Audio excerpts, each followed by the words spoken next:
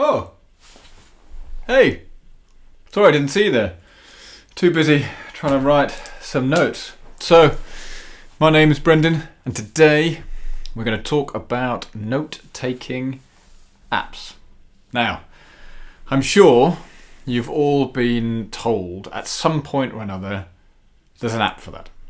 Now, I certainly had that on numerous occasions, and immediately, without wanting to miss out, without wanting to get the FOMO, downloaded it from the respective app stores and started typing away. Now, the problem is you end up with a shitload of apps all over the place with notes and documents and links and all these sort of things in so many disparate places that you end up just duplicating the work that you've done. Less than ideal, let's be honest. So the question is, which is the best note-taking app to use? I will tell you what mine is at the end of the video, but I'm going to go through a few of the options to date, and I've used them all. So, in no particular order, you could start with Evernote.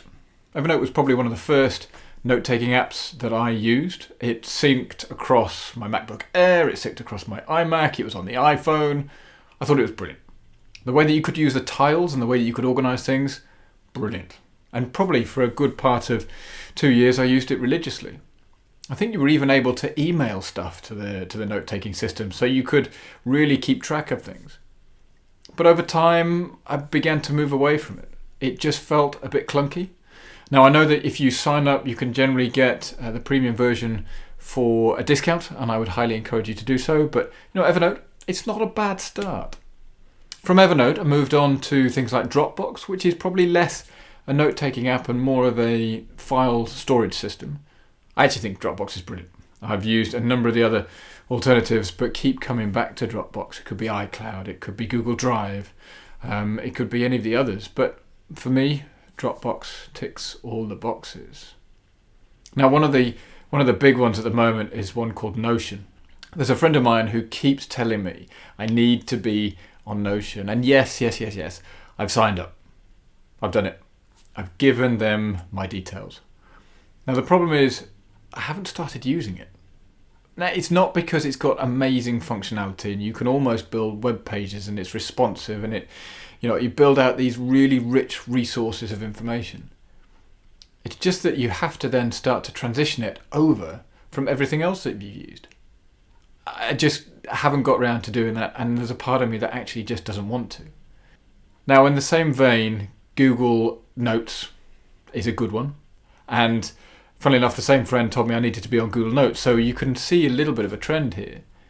Now, Google Notes was great because you could color coordinate and you could interact and you could sync across numerous devices, and it was actually a relatively low impact, easy to use note system. But one thing that did frustrate me was when I didn't or wasn't connected to the internet, it wouldn't sync. And I just, for whatever reason, I must have been on the tube quite a lot, although that's something I certainly don't miss, having now been on lockdown and not got a train in about 5 months. Winner, winner, chicken dinner.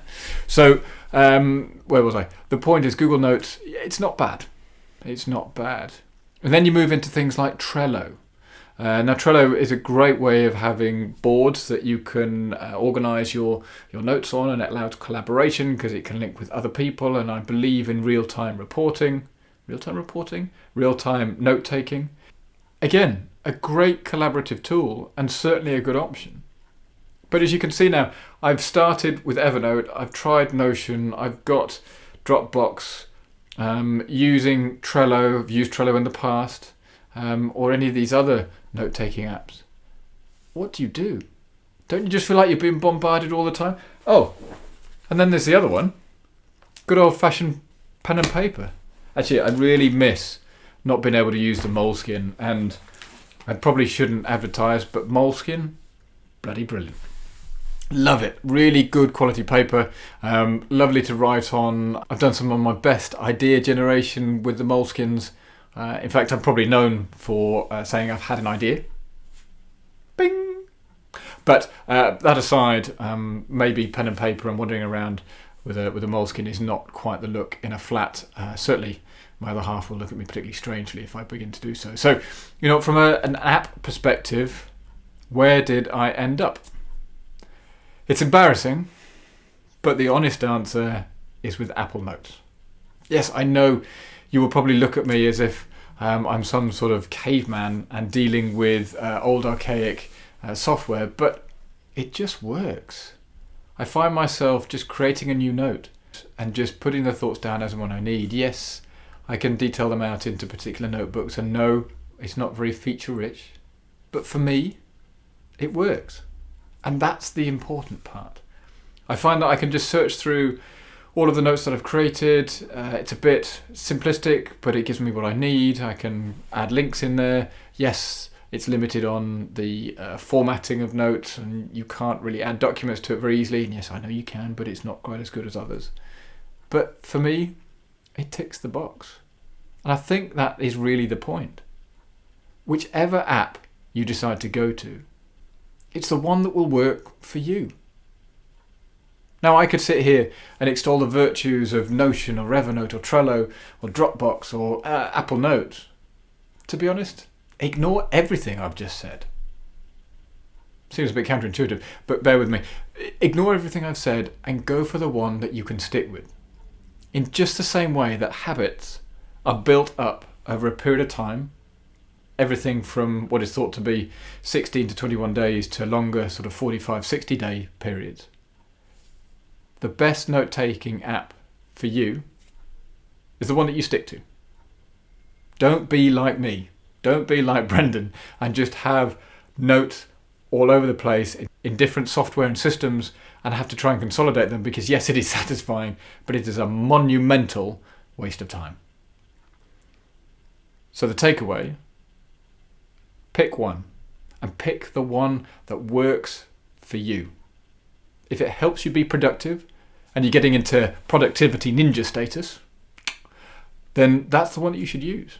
If you're not sure, trial a few, but don't necessarily go all in from the beginning, because I can promise you it's a really painful process having to transition and migrate and just copy over all of the notes in case they don't sync together. And there we go. You know, a slightly shorter, maybe slightly ranting on the best apps to take for note making, but that's the point. It's what works for me won't necessarily work for you, and vice versa. But you know, I'm a big stalwart of Apple Notes, and for me it does the job. So with that, I think you should push this.